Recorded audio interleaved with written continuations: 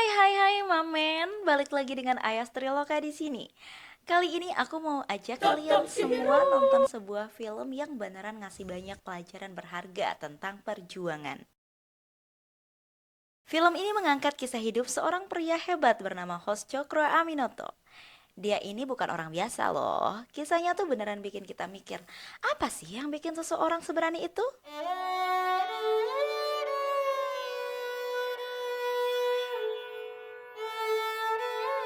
Jadi, cerita ini dimulai dengan pengenalan tokoh utamanya, Umar Said Cokro Aminoto. Dia ini seorang muslim bumi putra yang berhasil jadi ketua perkumpulan terbesar di Hindia Timur. Serikat Islam yang anggotanya sampai 2 juta orang. Ketua Perkumpulan Syarikat Islam punya 2 juta anggota. Uniknya lagi, dia adalah orang Jawa pertama yang lulus dari sekolah hukum Belanda. Ini menunjukkan dia punya 2 kekuatan. Tradisi Jawa yang diajarkan kakeknya, Kiai Besari, dan ilmu pengetahuan barat yang tajam. Di film ini, kita bisa lihat bagaimana Cokro Aminoto berani banget ngelawan kolonialisme Belanda. Dia pernah bilang, orang-orang Eropa di sini hanya menjadi raja sehari. Itu sindiran yang menusuk tapi juga penuh keberanian. Lewat pidato-pidatonya, dia bukan cuma ngomong, tapi dia benar-benar membangkitkan kesadaran rakyat. Ada 2 kata sakti yang jadi pegangannya, hijrah dan iqra. Dia menjelaskan hijrah itu bukan cuma pindah tempat, tapi pindah dari tempat buruk ke tempat lebih baik. Sementara iqra atau baca itu adalah jalan untuk mendapatkan ilmu, karena dia sadar pengetahuan itu adalah kekuatan yang sesungguhnya. Tapi Mamen, sudah menjadi rahasia umum, menjadi seorang pahlawan itu nggak gampang. Film ini juga jujur banget ngasih lihat konflik batin yang dialami Cokro Aminoto, terutama sama ayahnya sendiri. Ayahnya sampai nuduh dia mengabaikan martabat keluarga gara-gara mundur dari jabatannya. Ini tuh pertarungan antara tradisi dan idealisme.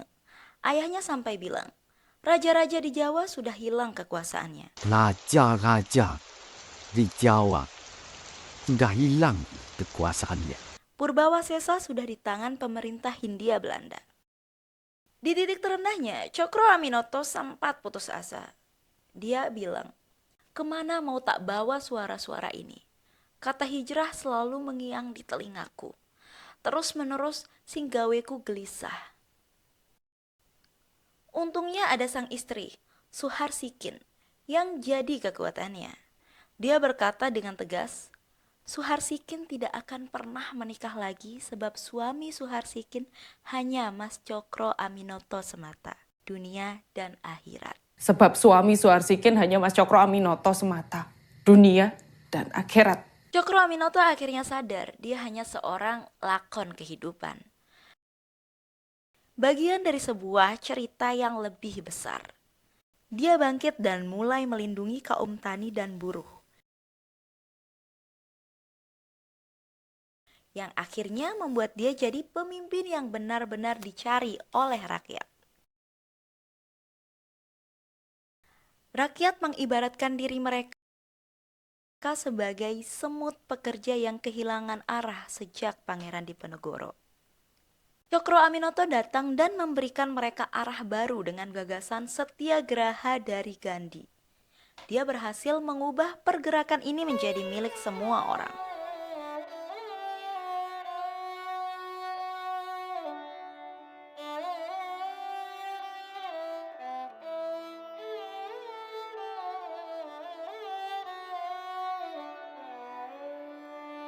Di akhir film ini ada sebuah kalimat yang benar-benar menusuk. Biarkanlah negeriku bangkit. Kalimat itu bukan cuma penutup, tapi sebuah pesan dari seorang pemimpin yang sudah memberikan segalanya.